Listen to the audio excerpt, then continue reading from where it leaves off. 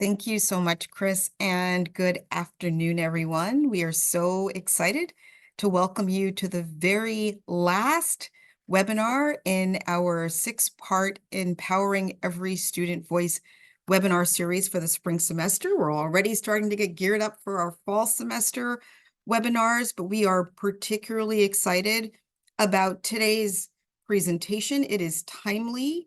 Our focus today is on nurturing mental health in higher education. And in particular, we're focusing on care, connection, and collaboration. We have two phenomenal presenters. We are so excited to have with us Dr. Jeremy Castillo. Jeremy is the Director of Counseling Services at SUNY Geneseo. He earned a master's in school counseling from the University of Scranton and a doctorate in counseling and counselor education from Syracuse University. Jeremy's clinical interests are in clinical supervision and developing an applied improvisational group work process. Very exciting and interesting. We also have joining us Dr. Jeremy Blowers, who has been a partner with us in some of our other work in supporting students. He's the coordinator for wellness and intervention at SUNY Cayuga Community College. Jeremy's a two-time SUNY grad, having graduated from both Cayuga and SUNY Plattsburgh. He earned a doctorate in health psychology, specializing in behavioral medicine from North Central University. Jeremy's passion is in assisting students, faculty, and staff in achieving their optimal wellness. So pleased to have these wonderful presenters to us. Jeremy and Jeremy, the floor is yours. Thank you very, very much. We're really excited to be here. As part of the whole presentation that we're going to be doing and talking about the care and collaboration, I'm really excited to tell you that not only are we excited about connecting with all of you, but from my perspective, I got to connect with a wonderful individual in Dr. Castillo. So I think we're going to be longtime partners doing a lot of things together. So we're really excited about what we do. And I don't think that I've ever seen or been able to work with someone with as much passion and care as Dr. Castillo. So I really am excited to be a partner in this as well. The feelings are mutual, Jeremy. Thank you. And I think it's because we look almost like siblings, and that's probably why. We do. And, you know, we kind of made a joke in the beginning because when we first paired together, we weren't sure. We thought that one of us was either going to have to grow a beard or, you know, shave it. And although I want to grow a beard, you know, when I do try that, I look like I should be incarcerated or, you know, just like that. So, you know, we set not to do that. But we do share a common enthusiasm and passion for what we do. And so today we're going to start talking a little bit about what our philosophy is. And I think that this is a philosophy that, you know, we definitely share, but I think everyone shares and just maybe doesn't realize how many components there really are to understanding each student that we meet, their different needs, their history, and their experience when they come in. And we're very mindful of that. So we're talking about everything, you know, obviously the emotional we usually concentrate on, or that's something that we usually hear focused on with mental health, but it's much, much more than that. You know, as the wheel that we put up here shows, I mentioned wellness, we range from the emotional to the spiritual, physical, social. So it's really important that we have, just as we have an all-encompassing view of what mental health is on our campus, that we have an all-encompassing view of what our students bring to the table. So, next slide, please. So how we envision this is through something called symbiotic engagement. I think that's a real word. I'd like to say that I invented that, but that's something that I use when I go and talk about this, because for me, it helps me to really kind of visualize, you know, what's going on, where we're at as far as what we do. And so I like to present that all facets of health and wellness really are like a series of interlocking gears. So when we have one element that's impaired, the others just naturally have to follow. And in order to bring students, faculty, staff, and our communities to their fullest potential, we need to understand that each of those wheels has to move in tandem. So an example I give, I just was speaking with our athletes, and I'm going to be speaking with some of our athletes this Sunday, and that if they sustain an injury, a lot of the focus that focuses on the injury, which is great. We do obviously want to repair, you know, injured legs or arms, things like that. But what we don't realize for students and their health and well-being is that athlete is also experiencing psychological difficulty because now they're being taken out of play. That they might be distressed, depressed about the whole situation, that socially now they're not with their team. So they might suffer there and begin to isolate. Maybe, athletics is part of their, commitment to the college and scholarships, and now they're worried about finances. And so all these things, work in tandem. So as far as what, Dr. Castillo and I do is we really make sure that all those facets are in some way covered. And we'll talk about that a little bit later, understanding that, all of us play a role in this, that, obviously either one of us can't do all of these things, but we can really work to empower other folks and ourselves to know where to get those answers. So the same sentiment with the gears applies to our relationships with each other. I mean, the health of our campus depends on how well we work together. So the fact that we have are having these forums is really important, I think, and really exciting because it does bring together all of us and our individual pockets that we sometimes get, really entrenched in, to come out and realize that all of us working together and creating those moving parts are a way to move our campuses forward and our students to their optimal health. So keeping on this theme of relationships and connections, I could probably cite I could cite a lot of examples over the years. So I've been doing this for about 25 years now. And the relationship and connections that we make are of such importance that we just cannot underscore that. I mean, research, we know that from the research out there on higher ed and about student engagement and success, that it really takes only one person in that student's, college or higher ed career to make a huge difference in their mental health as well as their overall success. So I just want you to think for a moment to yourselves, about when you entered campus for your first time and, who was it that, encouraged you and really, prompted you to be the kind of person and student that you wanted to be. And, and maybe pushed you a little bit out of your comfort zone while providing that support that you needed, to be well and to be healthy. And I think every one of us can, someone comes to mind for us, at least one someone. And so what we want to accomplish here is to realize that, well, yes, there is that one someone, and that's all of you here today. But together and collectively, we are all those someones that make a difference and can make a difference across campus, no matter where we are or what we do. And as Jamie and I started talking a little bit about this and kind of thinking over some examples for myself, and I'll try to give two quick examples. So I know we want to push this along, but one of them is from a personal standpoint. As you just heard, I went to SUNY Plattsburgh. And you might think, well, SUNY Plattsburgh was on my plate or on my plan the whole time, and that was not true. I actually went to Plattsburgh because I knew that they had a good psych program, but they weren't my number one school. A friend of mine was going up to make a road trip to Plattsburgh to have an interview with the education department, and asked me if, since he was going up 4.5 hours away from Syracuse, if I wanted to join him on a road trip. And so I decided that was a good idea. And honestly, at that point, that's what I was considering the trip to be.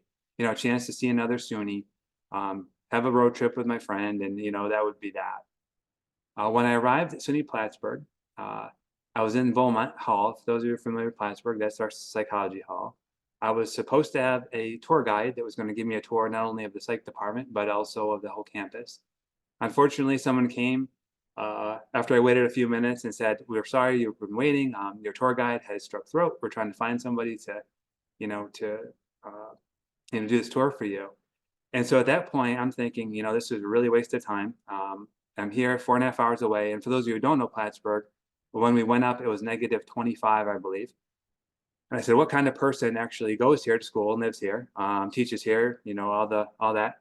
And as I was walking away, there was a student that was walking by and said, "Hey, I don't recognize you. You look like you can use a hand." And I gave him my sob story. And he said, "Well, hey, I am actually in psych class right now." And he said, "If you would allow me to, I'm going to go ask the professor if I can give you the tour. And afterwards, you can meet him because he has, he's one of the heads of the psych department." So I decided to wait. And we did the tour. And I met the professor. That professor made such an impression on me, and so that student, that they cared so much about me, not even me being a student, that I decided that Plattsburgh was the place for me, and I stayed. And not only did I earn my degree there, but I worked there for 15 plus years after that. So that's one example of connection. Another one that I just want to leave you with is sometimes we think that, the best connections come from our, health and wellness staff or our psychology staff, like Dr. Castillo and I, but really they can come from anywhere, and they do. And recently, and I was given permission to share this story, of this, I'm not going to use names, but I was approached by one of our grounds crew, one of our maintenance staff. And I will tell you, if you have not made friends with those folks, they're really good folks to get to know, because they have eyes and ears everywhere, literally on your campus. And I had one of the staff come to me and say that she was concerned that a student was asking about how, or they're looking for access to our roof, basically. And she asked why, and the student was kind of, evasive about it. And she came and let me know why. I knew that student was having some struggles, but hadn't approached me. So I reached out, and it turns out that because of that interaction, because of that connection, that student was forthcoming and saying that their plan at that point in the day was to find access to the roof and to end their life, including having a suicide note in their pocket, which they shared with me. So because of that connection, that student's life was saved. And it might sound like a dramatic example, but this happens a lot in our campuses, and it's something really to be aware of. We cannot underscore enough that connection. So next slide, please. So I'll leave you with this, that we are not asking anyone here to be counselors. We're not asking you to be therapists. But we know that you are a powerful resource on our campuses, and you are the eyes and ears, and you are the helpers. What we really wanted to think about is being more of a gatekeeper and a guide, and that you don't have to have all the answers. You don't have to even know all the faces on campus. What we do ask is that you take time to really make a connection with that student and to educate yourself on the resources. So when a student comes to you with a question, maybe about, health, mental health, and wellness, that you can say, I don't know the answer to that, but I know someone who can, or I know someone that does, or, let me help you using the following skills. And with that, we always want to leave you with tangible skills to take away. So I will ask my colleague, Dr. Seal, to take it from here. Thanks, Jeremy. Yeah, that story about how you found yourself connected to Plattsburgh for your undergraduate, and then staying connected to the institution as a career. I hear that story quite a bit from students, and the little things that inspire young people. When we think about what is the primary age of the students that we connect with at our undergraduate institutions, they're 17 to 24. They're not just students looking to learn and seek opportunities for their lives, future careers, and build social networks, but they're also developmentally learning how to become adults, and they're learning how to navigate complexities of relationships, complexities of balancing time with expectations, trying to navigate their own emerging internal processes and emotions, and how do I articulate that? How do I set boundaries for myself? And their brain isn't really fully developed until our brains aren't really fully developed until we're in our mid-20s.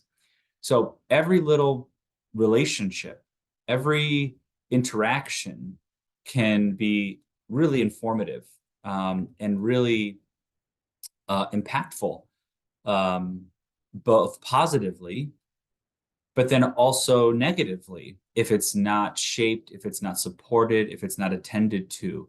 So as higher ed professionals, we find ourselves in a place where we can have tremendous influence in either direction, but we don't always see it that way. We kind of understand that my role is working in this office. My role is I'm going to help students process this form. That's what I do. But what Jeremy and I are, when we're reflecting on our work, we're recognizing more and more about how the support for student health and well-being is not just in the reactive services that have historically been provided by health and wellness centers, right? Health and counseling centers in one shape or form have always been present on college campuses.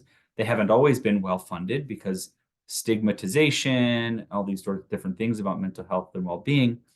But now, as it becomes more of the language and new generations are comfortable expressing themselves, it also requires the campus to work as a community, to work as an incredible preventative and educational resource for the students, regardless of where you are, because there's so many teachable moments. I think about what I kind of connect it with that has always been surprising to me. So I have a 7-year-old who's in first grade, and it continues to baffle me, or I'm just reminded all the time about how much of my daughter's week is spent outside of the home. 7 to 8 hours a day, she's in a school building, learning some form of curriculum, engaging with students, engaging with staff and faculty, engaging in probably a lot of disagreements with her peers that we never know about, being reinforced in different ways by the staff and faculty that we probably don't know about because there's such minor interactions. But so much is happening over the course of a day outside of the primary caregiver that you have to trust that when something emerges, when something happens, that community can respond and can help to shape how one individual is engaging and interacting with their environment. So as Jeremy kind of led off, that as individuals, it is not our responsibility to know the specific tasks that each of us does on a college campus. So I don't know there's a reason why I'm not a medical physician. I don't know organic chemistry. I don't know physics to that extent, but I can connect them to that faculty and ensure that they know how. I don't know the ins and outs of financial aid and the algorithms that are involved, and it's not my job to know that, but it is my job to know that if a student comes to me needing help in that area, I can filter their need and say, you know what? I can't help you right now, as Jeremy shared, but here's the office that will help you. Because we have to remember that although we know what division we're in, student campus life, academic affairs, athletics, facilities and management, whatever you are in, students see us all as the same. They don't know what division we work in. They don't know. They see an adult on campus and they just assume that they're faculty or somebody else that just works at the college. They don't know the silos that are present. They don't know all these different divisions, and they don't need to. So that's why we're saying we have to be able to understand what are the different roles of our colleagues on campus, because we don't know who that student's anchor is going to be. As Jeremy mentioned, the anchor that established him to Plattsburgh was that student who decided, hey, you look out of place here. You look like somebody could need some support. Let me advocate and talk to my faculty. And all of a sudden that faculty member took you on and showed you around, and that became an anchor relationship for you. So we don't know who we serve as anchors to on our campus. So it's our responsibility to make sure that when we see a student who might be in distress or a student who might be struggling, that we are able to provide them with the next level of support to help them, because if it's not us, it may not be anybody. So that's where we're at. And that flows into exactly what Jeremy was sharing. So we're not asking anybody to be therapists here. But what we are doing is asking you to be humans with compassion and empathy, and to engage with our students in the same way that we would with anybody that we care about in our lives. We had this past semester the past month has been a difficult one at Geneseo. We've had 2 unexpected losses in our campus community, faculty and student in different circumstances. And in both cases, the counseling center was kind of brought in and asked by faculty and staff, can you come in and talk to us? Can you come in? And I'm worried about how do I respond to students in my class? Can you have a counselor come into the classroom? I'm not sure what we're supposed to do and all these things. And as counselors, we want to be able to do that. And at the same time, we can't be everywhere all at once. But what I found myself saying and talking with our various deans and the faculty chairs and the faculty that reached out was saying, in these moments, I need you to forget that this is a student and remember that they're a person. Sometimes when we get held up with the idea that this is a student and there's different boundaries or different things I can and can't do, that we forget that sometimes all that person needs in that moment, all that student needs, is to be responded to like an individual, that to be responded to that they're struggling with something and not so much worried about there's a power differential here because I'm a staff or I'm a faculty and you're a student, but that all that person needs is a response of listening, of empathy. So the feedback I shared is we can't be there for that because we are being pulled in different directions. But here are some things you can say or do to the students. And as a mindset, approach this moment, this gathering with your department and your students, and see the students as individuals who are coping with a stressor, rather than students that you have to worry about. Because you go into that conversation as, I see this as a person rather than as a student. Your brain kind of processes that differently. So what we're going to talk about in the next couple slides here are just some concrete things that you can think about no matter what your role is on a college campus, that can help you stay connected and help you support just all around well-being of an individual and not respond to that anxiety that you might feel. So here are some things that to keep in mind. So as I mentioned, and as Jeremy prefaced this as saying, that there's so many offices on a college campus that you see a lot more of students than we might. You might have a student worker, right? A work study, an athlete, a student who is regularly just hanging around your department or part of your academic department, what have you, or a faculty member who sees a student in class all the time. As I mentioned about my 7-year-old daughter, her teacher might notice certain behavioral things in the classroom because she knows what my daughter's baseline is. I know what my daughter's baseline is at home, but what is it at school? I don't have that same information. So to be able to understand and be aware of, everybody has their baseline of behaviors. You have one, I have one, and the people that know us best can pick up really quickly about when we might deviate from our own normal baseline. So be aware of the changes in behavior. If there's something that feels disturbing, disruptive, then being able to make sure that we are connecting with our supervisors or be able to consult with somebody to say, hey, this student usually doesn't act this way. Here is what they're doing.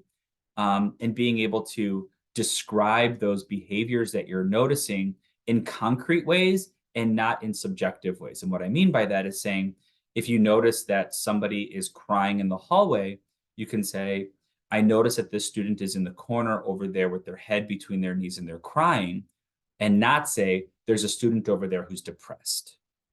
Because that is a label that you ascribe as depression, but it may not accurately describe the emotion that is feeling, and it doesn't concretely describe the situation. So we don't want to misinterpret what might be happening. So if you're going to observe changes in behavior and you're going to share that with somebody, describe it concretely without using any subjective descriptions on it. To anybody, to students, right, as individuals, offer non-judgmental listening ears and being available to listen. And what that means is listening with not necessarily any need or expectation to respond with advice. When you think about a moment when you might be struggling, when you pick up the phone or you see a friend of yours or a coworker and you're having a hard day, sometimes all you need is another organism, another person to just hear you. So you're not talking out loud to yourself, right?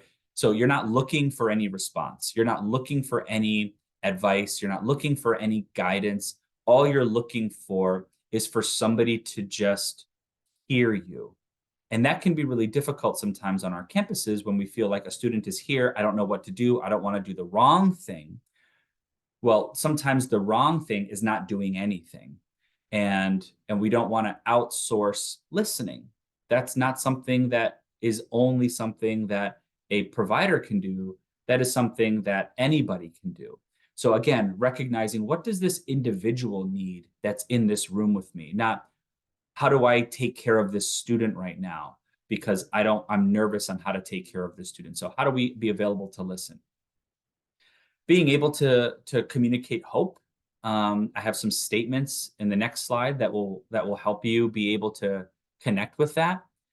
Respecting the privacy of the individual, meaning if you notice that somebody is having a difficult time, encouraging them to perhaps come to a quieter space that maybe not be as busy. Um, um, Offices outside of the counseling or the health offices and Title IX, most of you are mandated reporters in that way. You can keep information private, but not confidential. And there's a difference there. But that doesn't mean to share that information with anybody and everybody, but being able to respect that, this person doesn't need to know what the student was struggling with. I'm helping them in that way. So respecting that privacy because they're building trust with you. They're building that rapport. And if you are that anchor person, that person that the student goes to first, they're already showing, communicating to you that they respect you. So how can we make sure that that is reciprocated? Maintaining boundaries is important because this is something that I've been surprised by. I understand the intention, but it also can communicate. It can also put everybody in complicated situations. So by maintaining boundaries, we can have the desire to take people in, to welcome people into our personal lives, because that feels like it's the right thing to do. But at the same time, that can complicate a relationship, that can complicate a dynamic, because that sets a precedent that may not be sustainable in the long term, not only for that relationship with that individual, but then other students who see that that was something that was done. So being able to maintain your personal and professional boundaries. So supporting somebody doesn't mean being available to them 24/7, right? Doesn't mean welcoming them into your home all the time, driving them places, right? These are things that can complicate and put you at risk as well for a number of different liability things. I know it can feel right. We want to be able to take care in that concrete way, but at the same time, setting boundaries can reinforce appropriate help-seeking behaviors for individuals. If we don't take in consideration boundaries, both professional and personal, it kind of enables somebody who needs more professional help from actually using it because this is an easier way of getting it. So being able to keep in mind of how do I maintain boundaries and how can I make sure that I do that, because setting lines is actually an effective support intervention. As Jeremy mentioned, because all of you are on the campus, on the ground all the time, you serve as early links to early intervention.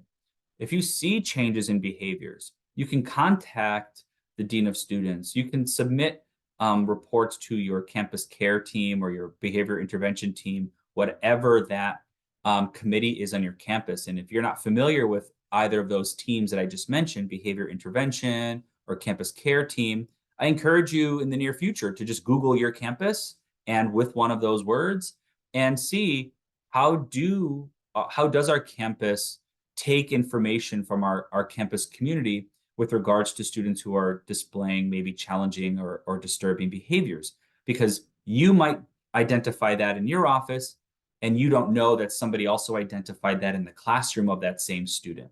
So being able to ensure that you are able to communicate things that you're worried about and observing with students, those teams are the center of a wheel that allows them to then intervene with students because they're taking information from multiple resources. So everything that you see in here with regards to student on campus, you're filing that away and being able, you never know how that information will actually serve to support a student and get them out of whatever rut that they might be experiencing. Of course, respecting the honor and the culture of the person is essential. That goes into respecting the privacy of the person as well. But understanding that, in our very diverse state here in New York, we have students that come from a lot of different backgrounds, from a lot of different identities, a lot of different religions, cultures, with norms that are very different than what you might have been accustomed to yourself. So being able to, and this is why it's really important to, if you observe changes in behaviors, if you observe things that seem out of the norm for that individual, that you're just describing those things. Because if we label with the incorrect adjectives in a very subjective way, we're not taking into account what might be the normal response for that individual. So we have to understand that whenever we engage with somebody, that person is struggling, but that person is also struggling within the context of the campus, within the context of their upbringing, within the context of their culture, and how these all intersect with one another. We can't make those assumptions. And the last thing, of course, is not to diagnose. We rarely diagnose in our campus counseling centers anyway. We're very fortunate that because we don't have to be regulated by the Office of Mental Health or Child and Family Services, we have a lot of flexibility to be able to say, yeah, your symptoms align with a certain criteria, but there's no need to say this is the label. The other reason for that is that it is very common for individuals to feel anxious, but that doesn't mean you have an anxiety disorder. It's okay for people to feel depressed, but it doesn't mean they have depression. And sometimes those two things, to individuals who are not directly in the field, confuse the two. That if I feel this way, I must have it. If I feel that way, then that is what I am now. And that's why it's really important that when we're trying to communicate and advocate on behalf of students who are struggling, that we are describing what they're struggling and not labeling that, because then all of a sudden that becomes the anxious kid or the depressed student. So, and that can further make things challenging for that individual. So keeping to a lot of these interventions for non-clinical staff and faculty, again, at the end of the day, what each of these lines represents is treat this person like an individual and approach them with compassion, approach them with empathy, and approach them with the intent that you're going to listen and help bridge them to the office that is going to be supportive. So, Jamie, how would you say we actually say these things? Well, here are some statements that you can use today or tomorrow when you're working with students or anybody in your life who might come to you for some support. So if anything you take away, the line, that first one there is, I'm here for you to the best of my ability. If I can't help you, I will connect with you. I will connect you with the person who can. Right? We say that almost every day at the counseling center, or I say that almost every day to the counseling center. Right? I can help you with some of your anxiety around test taking, your anxiety around your belief system, how you feel like you're worthless, and that no matter what you do, you won't be able to pass that physics class, for example. And at the same time, you also have to get connected to the physics department, attend office hours, meet with the faculty, possibly do tutoring. So I'm going to help you to the best of my ability in this area, but I know I can't help you in this other content, academic focused area, but I'm going to connect you to the faculty member or to the department that can help you with that. And the reverse of that would be true for all of you. You see a student that's in distress and you can say, I can't help you in this area. I'm here for you to listen, to understand what it is that you're looking for. And if what you are looking for or what you need in this moment is outside of what I can provide in my role here, I will connect you with the office that can. And you know what? I know so-and-so at the counseling center, or I know so-and-so in the Dean of Students office. They're a wonderful resource. And from what I heard from you, that is what you need right now to help you in that moment. What do you say we give them a call right now? Or let's walk over there together. That relationship, and what Jeremy said of that relationship that student had with that professor, who then translated into him, which then translated to him going to school and having a career at Plattsburgh, that was because they had a relationship. And students, it's so daunting to ask for help because it's somebody new that they have to meet and be vulnerable with. But if you say, if you're that anchor, you can say, thank you for sharing. That must be really hard right now. I'm here with you. I'm here to listen. Thank you. I'm glad that you told me that. It sounds like you need this support. That's outside of what I can provide. But here's the office that can help you. Would you like to walk down right now? How about we give them a call together right now and see when their availability is to meet? Or take out your phone, let's make an appointment. Another line you can say is, I can see this is important to you, right? When students are really having an overwhelmed feeling, that's like a very strength-focused response. Is if somebody's emoting and crying, you could say, I can see that this moment is really important for you. This class was really important to you.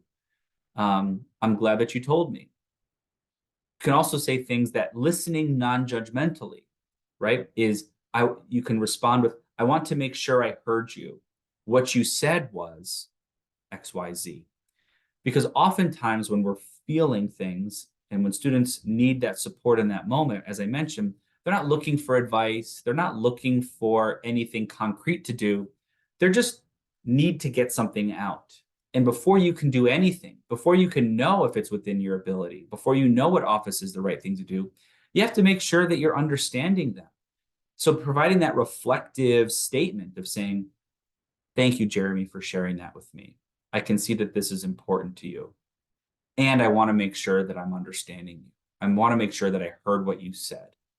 What you said was, and then you summarize what you just heard. And just hearing back your own words said back to you in itself can be cathartic, can be understanding. And sometimes that's all that's needed.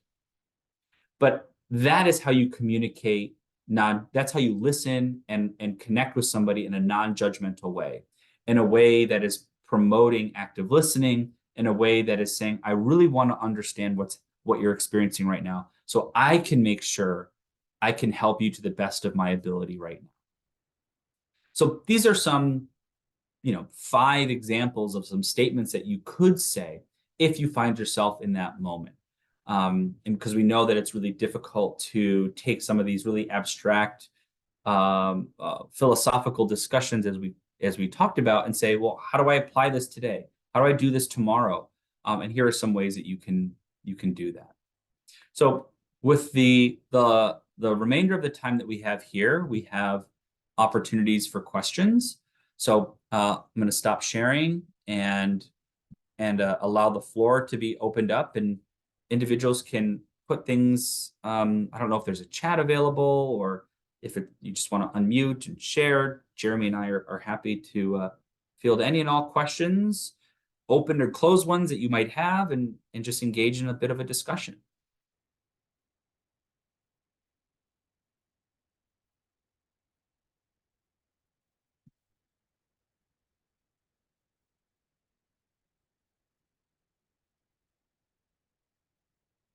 So now you have the mindset. I'm sorry. Did somebody start talking?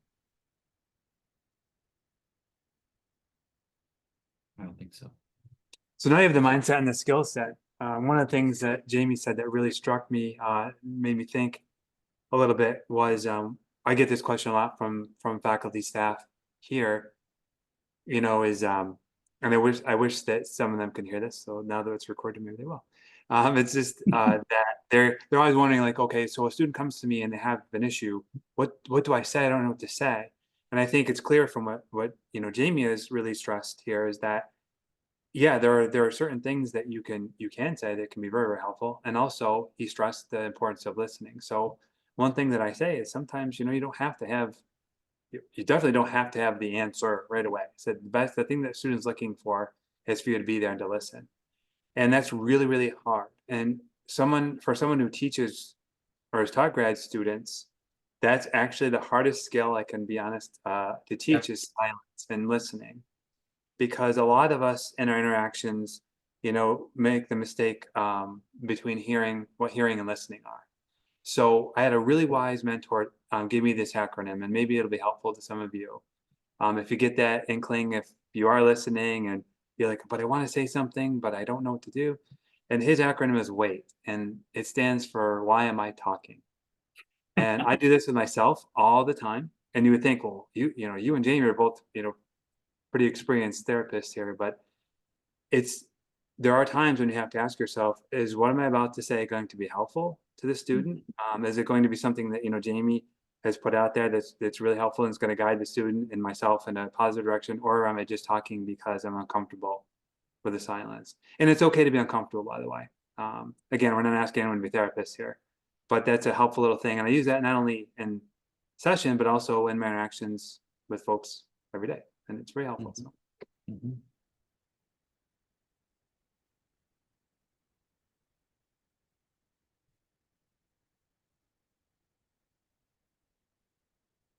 Mm-hmm. Yeah. Okay, so we have a question. I have a background in accessibility services and a role currently in Learning Center. The neurodivergent population, of which I'm included, often have communication and behavior misinterpreted because it isn't what is expected in a mentally ill or unhealthy situation. Do you have any suggestions for helping to support them in these conversations? Good question. Yeah. I love working with this student population. Before I came into higher ed, I worked with in a nonprofit agency working with individuals with intellectual and developmental disabilities, and worked in a group home with individuals on the spectrum. So I have a very deep passion working with this population, and it's a really challenging one because just by the nature of the neurodivergence, the understanding, essentially every social norm and construct that we operate from, all the ones that we complain about in our daily lives, those do not exist in individuals who are neurodivergent on the spectrum specifically. It's a very literal and black or white mindset. I wouldn't say mindset. That's just how that brain is constructed. So it's very difficult. You have to recognize really quickly that so much of how we talk and engage with other people in our day-to-day life, there are so many assumptions that we make and that we transfer and that we infer in our relationship. So that is a really difficult thing. So when I find myself working with individuals in the neurodivergent path, and I say that specifically on the spectrum versus ADHD or ADD, because that's a very different way that you would engage and help those individuals. But I find myself writing things out a lot more, explaining here are the common misconceptions around relationships. Here is what a professor means when they use that inference, right? So I find myself having to take our language, which I learn, and I have to kind of switch gears when I'm working with individuals on the spectrum, and realize really quickly how much of what we talk about is fluff, in that we're assuming the other person understands that cultural reference, right? Or that metaphor or that analogy.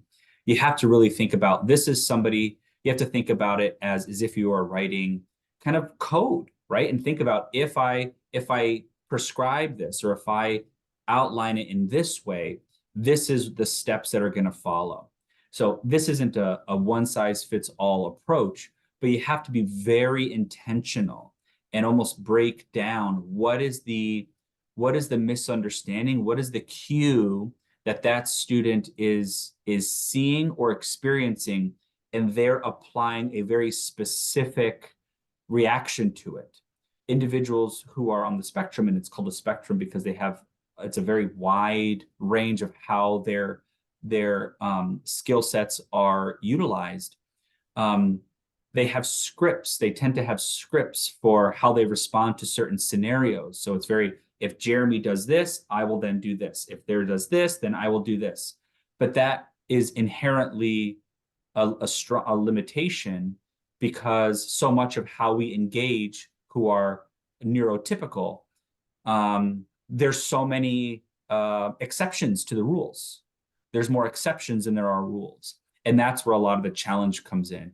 So taking time to really understand, how does this individual student's understanding of their environment differ, because every student in that case is going to be different. So again, it's difficult to answer that within 5 minutes, but what I say is we have to really begin to take ourselves out of this neurotypical perspective and think about what are the actual concrete tasks that is being asked of this student, and what are the various traps that they're falling into because there are unspoken assumptions within a conversation or a class or a social interaction that they're not picking up on because of their neurodivergence. So I'd say there's some books I can recommend to help understand that from first person perspectives, but in brief, that's kind of how I think about that sort of thing. Yeah, and I agree. And one thing for me is I feel very privileged, because I think in the last 10 years, I've learned more than I probably have in the last 25, just being here and learning from students, a lot of whom are on the spectrum. And we have our funny moments, but it's really taught me a lot. And I think one student in particular came in, and here I am, priding myself in that I'm getting this. I'm really getting this. I'm getting better at this. And the student came in, and she was very forthcoming, and she said, "I heard you're a very funny guy." And I said, "Well, that's great. I've got my reputation as a comedian." And she's like, "I don't like funny." She goes, "Because I'm on the spectrum." She goes, "And I can't interpret jokes." So that kind of sobered me up for a minute, and I'm like, okay. And so organically, hopefully it's from some of my counselor training, but I said, "So how can I best help you, and how can we best communicate in a way that's going to be effective for you?" Mm-hmm. And she gave me the lesson, and I'm very grateful, understanding that was one person, and that the next person that came in might not be the same. So what I tell people often too, and I know we all understand this, but if we don't understand, or we really want to approach someone in the best possible way, it's okay to ask. Mm-hmm. Here's the second question. If we could elaborate more on how to best balance supporting a student's mental health, but also supporting them in learning life skills, such as time management, getting assignments in on time. I want to support my students in both ways, but sometimes these goals clash. Do you have initial thoughts on that one, Jeremy? I do, actually, because I encounter this quite a bit. Yeah. In fact, just this morning this came up, and so the way that we can approach this is that, again, we do, and us included. I mean, I guess I can just speak for myself, but I think we all do this in some way. We do tend to fall back into our own areas. Like, okay, this is what I do, and this is what I know. This is how I can help a student. And granted, that's true. And we've established that there are different departments, obviously, that can help students in different ways that we can. In this case, I see this as an opportunity for students, as part of their mental health strategy, to fold some of those skills in, if that makes any sense. And I'll let them know that, like, okay, I know you came to me for this, and now it seems like we're talking about time management. Well, of course, with depression, I know that we've talked about that. You have difficulty in getting to class sometimes, or maybe you're behind in some assignments. I think it's part of our plan here to help you to get better and to be healthy. Let's start talking about some ways that we can establish that. And again, handing it off too, and saying, I can help you with this part to get us going, but I know over at the Learning Center that there is a great person there that is a master at helping students to develop schedules and time management skills. Let's give them a call and see when they have availability and can meet with us and maybe help us brainstorm some ideas. So kind of folding it all together into one process, but with many moving parts sometimes is helpful. I don't know if that was very helpful though, but A way that I kind of think about that is I don't separate those things as separate things, as mental health and all the other task assignments. It's having to really challenge students to say, it is going to be hard. It is hard. If you want to do these things in any given day or week, it is hard, and we can't avoid difficulty. If you avoid, then you're just procrastinating. If we want to change our habits and do something, we can't escape stress, but we have to accept that a little bit of stress is normal because it's short term until you overcome and reestablish a new routine. So particularly around time management, and again, thinking developmentally where these students are, most of the students, if they come to college in a traditional age, from a traditional high school, right, which is a majority of the students that we work with, they're not used to having to create their schedule. They're used to going into a secondary building and coming out 8 hours later with their classes scheduled, activities already scheduled. They don't have these huge blocks of time in the middle of the day or no classes whatsoever for 2-3 days a week. So they're used to going to class all day and then having activities at night if that's what they did, having these blocks of time that are pre-packaged for them since they entered kindergarten. And now they come to college and it's like, you got to register for your own classes. You don't know the difference between a registrar and a bursar. It's all the same thing to them. You have to sign up for everything on your own. And you have one class at 10 a.m. on Thursday or one class at 8 a.m. on Monday, Wednesday, and Friday. And your Tuesday, Thursday class is 2 p.m. So you base your sleep schedule on the 2 p.m. wake up and not the 8 a.m. wake up. And you're like, you can do that. You're going to be miserable, but here are the pros and cons. So I push back on students. I say, great, here's a schedule of 24 hours. Let's go back for the last week and block out every single hour from the last week. And let's really see where your time is. Let's really see how much time that you spend in everything that you do. And then your assignment for the next week or between now and the next time that we meet is I want you to fill in what you actually do, not just by memory, but what you actually do. So that way we can work from a understanding, not an assumption that you have no time, but we're going to work with what's actually the amount of time that you have. And really quickly, most of the time, we find that the students do have a lot of time available, but they have a hard time visualizing and planning it out. So we have to teach them that concrete skill of, let's see what you do between 8 a.m. and 1 p.m. in the afternoon. I know that's when you sleep, but you can't oversleep all the time and do well in your classes because one is taking from the other. So if you want to maintain what you're doing now, that's okay. You're going to stay miserable. If you want to change, it's going to be hard for a short amount of time until we correct this and get you back on a plan that is more balanced. But we confront that with let's put it out on a sheet of paper. Here's an Excel sheet. Let's make the schedule. Let's see where your time actually goes, and let's look to prioritize. And that shifts the accountability back to the student to say, it's not up to me if you make these choices or not. You have to decide for yourself what you want to do for your own health and well-being. If you want to prioritize one thing, prioritize that, but let's not pretend that there's consequences to that. If you want to prioritize something else, that's awesome too. Let's not pretend that there's not consequences to that either. So that is kind of like the pairing between reflection and kind of psychoed tangibly that we sometimes do with our students to help them learn. I wish there was a class on this in their first year of let's learn how to do all these things. But that's kind of a concrete kind of intervention way that we sometimes do it in our sessions. In addition to the ways that Jeremy's talking about that we're trying to communicate to students broadly as well.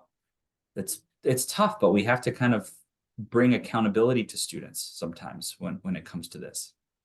And I don't want to blame COVID for everything, but I think that, we're still seeing students that we're in a position where time management and other things were just kind of out the window. It was kind of really there for a while. So now they're coming to college and we're asking them to do all these things. And no one's really ever, like Jamie said, no one's really ever taught them the skill. So now we're at the forefront, all of us, helping those students. Oh my gosh, all the time. I mean, you think about it. Probably during COVID, students say, yeah, didn't really have to study. I had very flexible times when I could hand it. Basically, if I handed in an assignment anytime in a quarter, it counted. But in college, that's not how it goes.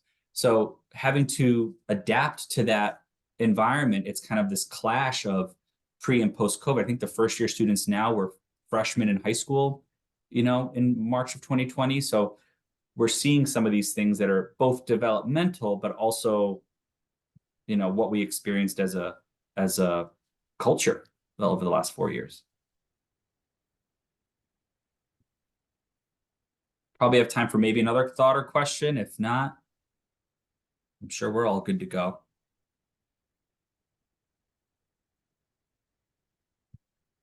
I mean, we really want to thank you all because of what, oh, here we go. How do you feel about having professors and university professionals, student affairs areas required to take at least one counseling class to gain a greater perspective on how to engage students and recognize individuals and their needs? Do I take that or do you want to take it? I mean, I think it's I think as counselors, what I've reflected on is we just learn how to be excellent communicators. I think you have to learn how to be attuned to both verbal and nonverbal communication. I think any kind of class that encourages people to connect with how to communicate with somebody else is important. Does it have to be counseling specific? I don't think so, but I think being able to encourage people that it's okay to connect with somebody who seems that they're in distress can be helpful. But I think having specific boundaries and expectations about what somebody would be expected to do following such a class, not to assume that all of a sudden now we have an army of faculty who are also clinicians. So I think that's an important thing to be able to also ensure that is included. Was my initial thoughts. No, I think that's an excellent, there's nothing really I could elaborate on with that. That's excellent. And that the takeaway I'd hope that people would get from that class would be that active listening piece and communication like we talked about, and not expect that they're going to be master clinicians by the end of it.